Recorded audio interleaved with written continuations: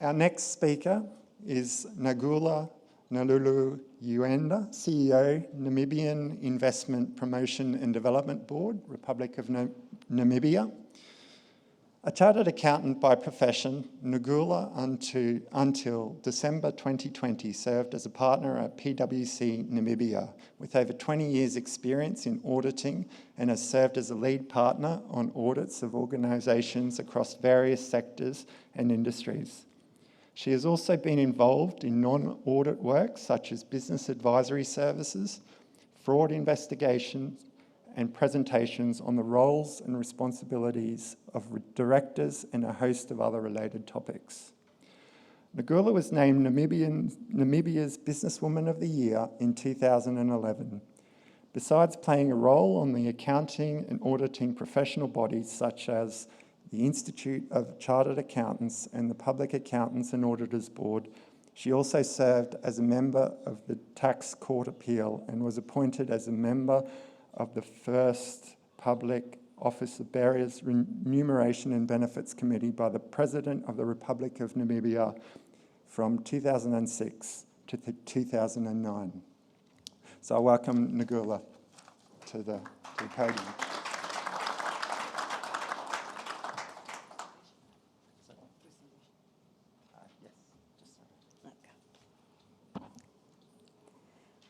Thank you and good afternoon. Good afternoon. Thank you. I almost felt like I was alone in the room after greeting. And I understand they call this the graveyard session after all of us have had something to eat. I don't blame you. I feel like sleeping as well. But let us see. I'm glad I think I was saved a few minutes. I was expecting to see 36 there because, or 35. So thank you very much for the opportunity, Major General. I like that title. I think I have also dreamed about having the title one day. So, yes. So thank you very much. I'm here to talk about Namibia. We call Namibia the land of the brave. And if there is one thing, if I say everything else and you don't remember anything I have said, I will leave you with a picture. So whenever you hear Namibia, and I don't know how many of you can do this. So how many of you, can you just put up your hand like this? And then you take this one like this one. So put up your hand like this, and then that is Namibia. So it's the only country you can draw with your hand. Yes, so that is Namibia. And so like I say, if I finish and you hear nothing else, when they say Namibia, just take your hand, do that, and then you remember Namibia. And yes, that is besides South Sudan, that is the other country you should visit in Africa. Of course, let's not forget Botswana. We've got a president here visiting us. Let's definitely visit Botswana and then visit South Sudan and Namibia. So yes, we are here from Namibia. And before I go into the mining that brings us here, I want to talk briefly about what we think Namibia is known for. And currently, we believe that we are making headlines around the world for a few things. Namibia caught the attention of the world because during the previous year, there was oil that was discovered off the coast of Namibia. So exploration in oil and gas has been happening in Namibia over many years. There was a project called the Kudu gas that was discovered around about 1970s. Yes, it has not been developed, but of course it's picking up momentum. But in addition to that project, Total Energies and Shell discovered oil off the coast of Namibia during the previous year. And both of them are in appraisal stage. They're expecting that maybe, of course, towards the end of next year, they will be able to tell us whether they will be able to develop those wells commercially, and maybe hopefully by 2030 we'll be able to join the countries in the world who are oil producers. And we believe that that will be, of course, a game changer for Namibia. In addition to that, Namibia shares quite some geographic features of West Australia. And because of that, we have got a green hydrogen project and investment of green hydrogen that is going on. I had the pleasure this morning of speaking to the Minister of Energy, and we were talking about what can we do for Namibia to learn from Australia, because Australia is a little bit advanced in the development of green hydrogen project. That is something that we like to learn, and of course, there's a lot of best practice that we can share. Beside that one, yes, we have got other sectors. Namibia is the one country in Africa where we export meat to the EU, to the USA, and to China. And also, Namibia is a country, of course, that is very, very beautiful. For those of you that entered the room earlier, you might have seen pictures of Namibia. When we had the session earlier this week with tour operators, they were asking if there is one thing that attracts you to Namibia, what will that be?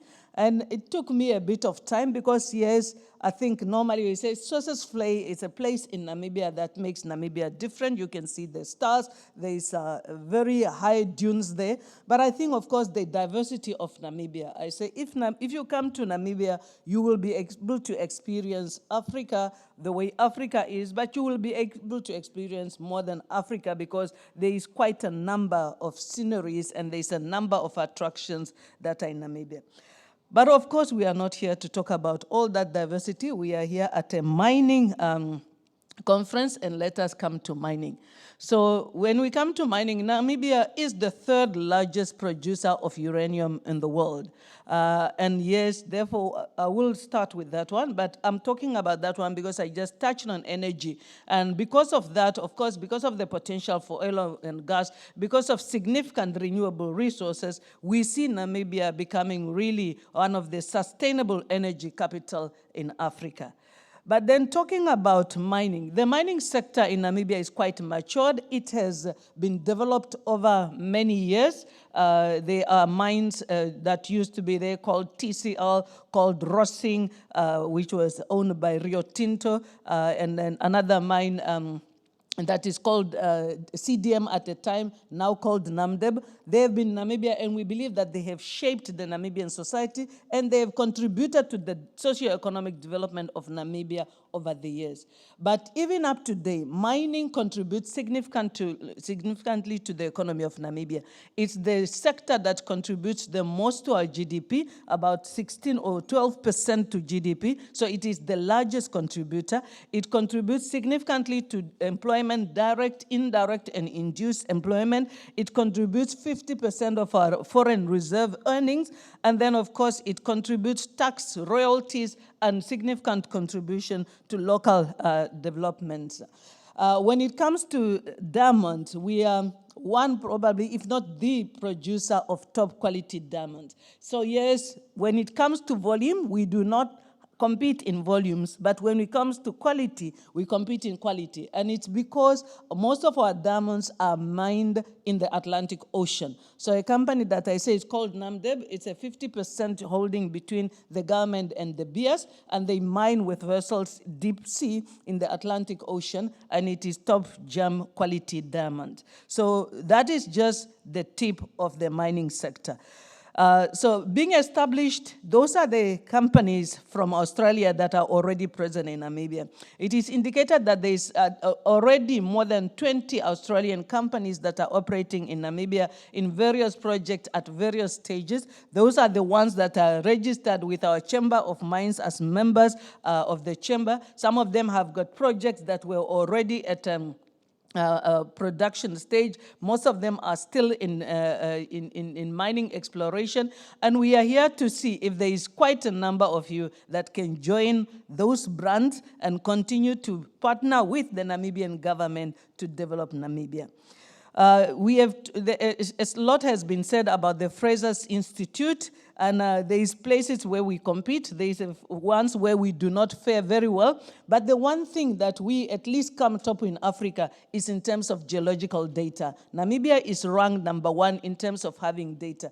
Among our team, it's about 4 of us that are here from Namibia. One of our colleagues is from the Ministry of Mines and Energy, and he will be able, of course, if you come to our stand, they will be able to show you and give you access to the databases that are available, some of them that you are able to log on remotely and be able to see what is available in Namibia. And should you want to know more, there is access to people that you can contact and be able to obtain data so that you can determine whether there are projects that you would like to invest in. Legal system, security policy, and political stability are other areas where we do well, but of course infrastructure and also investment attractiveness, those are the other places. About the minerals that we are endowed with, there is quite a lot of minerals all throughout the country. Like I said, uranium, diamonds, and copper is what we have been known for over the years, but there is definitely ores, there is zinc, and then there is quite a number of the metals that are required in the energy transition. We have seen a number of projects in the lithium sector, and we have also seen quite a number of assets in gold that are there. So we have, I think as I will indicate later, there is some agreements that we are entering into with various countries to see how we can fast track the development of the mining industry in Namibia. Looking at the opportunities, of course, the opportunities in Namibia lie from exploration down to marketing and distribution. But like we said, it's an established country, and when we come towards the end of this section, I will tell you why Namibia. How are we bolstering that value chain? Yes, number one, I'm sure that you have heard it being said by the president of Botswana, who has spoken here yesterday. You have heard it being said by the various ministers that are speaking here, that Africa is talking about the time that, yes, Africa is endowed with a number of resources. They have benefited countries, they have benefited Africa to some extent, but we believe that there is more to accrue, not only to our investors, but to the people of Africa. And specifically, there is quite a number of minerals that we are exporting and in raw form and importing later, and we are many times exporting the jobs of our children because we are not processing locally. And we would like to partner with companies, countries, and other strategic partners who are going to help us develop our capabilities to add value. And also, of course, when it looks at Namibia, so you can now see the map of Namibia, and hopefully you are able to see, like I say, all of you can definitely draw Namibia already, even if your drawing abilities are kind of disabled like mine. All you have to do is put your hand there and draw over it, and guess what you have? A map of Namibia. So you can see it up there. We have got 1,500 kilometers of ocean, and we are neighboring quite a number of landlocked countries. And therefore, we see a number of those countries wanting to use the corridors of Namibia, whether they be Trans-Kalahari, whether they be Kunene, whether they be Trans-Orange, or whether they be Trans-Caprivi, that takes them through either to Angola, South Africa, Mozambique, Zambia, Zimbabwe, Botswana, and even through to the DRC. We have got a deep seaport in Wafesh Bay, and we are planning to build another one. There is a port in Luders, but we are also planning to build another deep sea port there. And that, of course, gives us access to various markets, whether they are in Europe, whether they are in Asia, whether they are Australia, or whether they are in the Americas. And then, of course, one thing that we are conscious of is our contribution to sustainability. We are aware of the commitments that were made by various countries, including Namibia, at the climate and conference in Paris 2015. Namibia has got her own national determined contribution, and with that one, we have entered into a memorandum of understanding between the EU and Namibia. Towards October, we will have a EU-Namibia business forum that will be held in Belgium, and we are discussing how the EU can work together with Namibia in the development of green hydrogen as well as critical raw minerals, because the EU would like, of course, to access Namibia critical raw minerals, and they are committing to see how can they support Namibia to develop capabilities, of course, in exploring our minerals, but capabilities also in adding value to our minerals so that they can access, and hopefully it will be a win-win situation for both of us. Looking at the exploration, there is the map of Namibia. That data and those maps, you will be able to access such maps online. There is a link there. Unfortunately, you cannot have the link now, but my colleague, like I indicated, will be able to give you access. So mineral application, it's done at the Ministry of Mines and Energy online. If you just type mme.gov.na, you will be able to access the map, you will be able to access the application, and you will get your exploration licenses. I think it's 3 years first, and then it is renewable 2 times for a period of about 2 years. And then after that one, we hope that you would have gathered enough data to be able to apply for your mining license.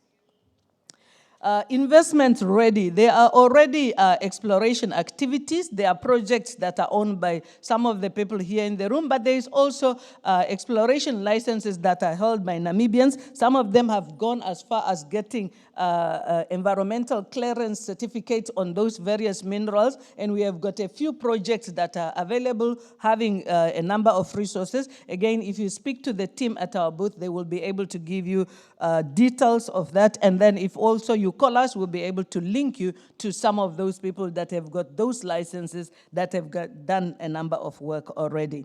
As I indicated later, we are entering into partnership for energy transition, and I think I'm coming to the end of my presentation, and as I do that one, specifically, I know that recently, maybe a month or so ago, our Minister of Mines and Energy made an announcement that Namibia will ban the export of critical raw materials without processing. And I know that causes normally a stir among investors, because it's like, who will we sell to and so forth.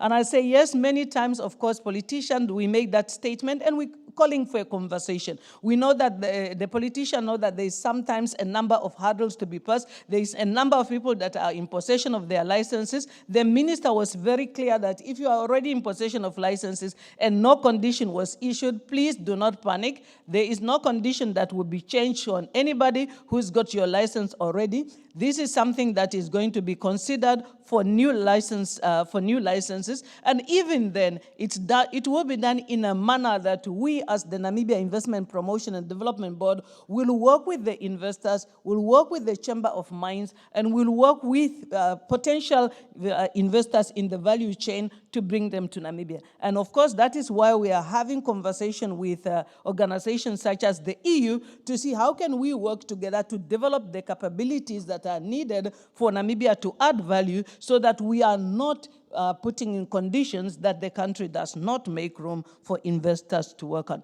So, and I will tell you these reasons for why to invest in Namibia. There's, of course, a number of reasons. Those are the few that I could try to fit here. I know that you probably are not able to read it. One of them is political stability. Namibia has been independent for 33 years now. Our constitution says the president serves 5 years, and then if he's lucky, he gets a second term of 5 years, and after that 10 years, he goes home and another president comes. We have been blessed to have had 2 presidents who are both at home. There is a third one who is going home. They are all still well there.